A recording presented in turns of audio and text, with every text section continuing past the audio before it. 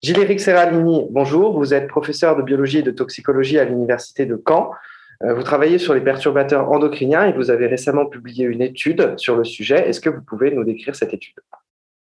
Alors, ça a été un long travail de plusieurs années où nous avons compilé des milliers et revu des milliers d'articles scientifiques et nous en avons sélectionné 439 pour montrer que l'ensemble des perturbateurs endocriniens reconnus par l'OMS, l'Organisation mondiale pour la santé, à laquelle nous avons rajouté à cette liste le Roundup, qui est le principal pesticide du monde et qui fait controverse.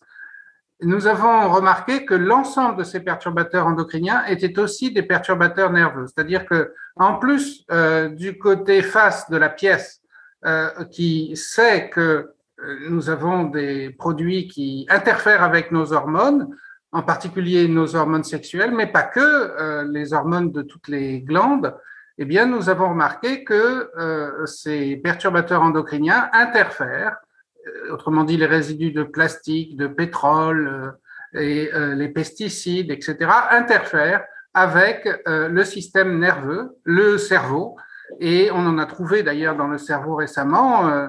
Donc, ils sont des perturbateurs endocriniens et nerveux qu'on appelle des HANS en anglais, des en fait fins de vie, parce que cela donne des maladies chroniques dont on meurt aujourd'hui, toutes les maladies nerveuses de dégénérescence, mais aussi des instabilités nerveuses qui peuvent conduire au suicide ou à d'autres maladies.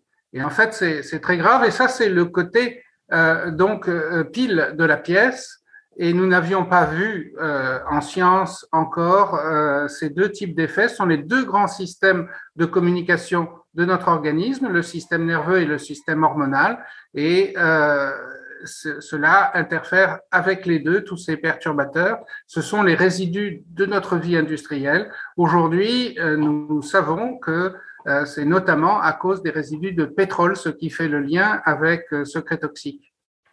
Oui, alors justement, la campagne Secret Toxique rassemble une coalition d'associations et a pour objectif de faire évoluer les pratiques d'évaluation des agences sanitaires, et notamment par la prise en compte de travaux universitaires comme les vôtres. Qu'est-ce que votre étude permet d'apporter à la campagne et à l'évaluation des pesticides?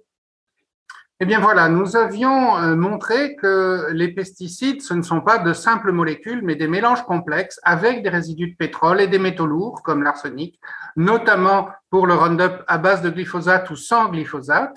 Et que cela est une fraude, c'est-à-dire que ça n'est pas déclaré et ça n'est pas pris en compte par les agences sanitaires dans leur évaluation à long terme et même à court terme d'ailleurs, puisque seul ce qu'ils déclarent est étudié, par exemple le glyphosate dans le Roundup. Et là, nous montrons que c'est quelque chose qui concerne l'ensemble des pesticides et que ça leur permet, nous le savions, d'agir à un niveau du système nerveux aussi. Et c'est très grave pour notre société et la santé de nos enfants. Merci beaucoup pour ces précisions, Gilles-Éric Serralini. Je vous en prie, au revoir.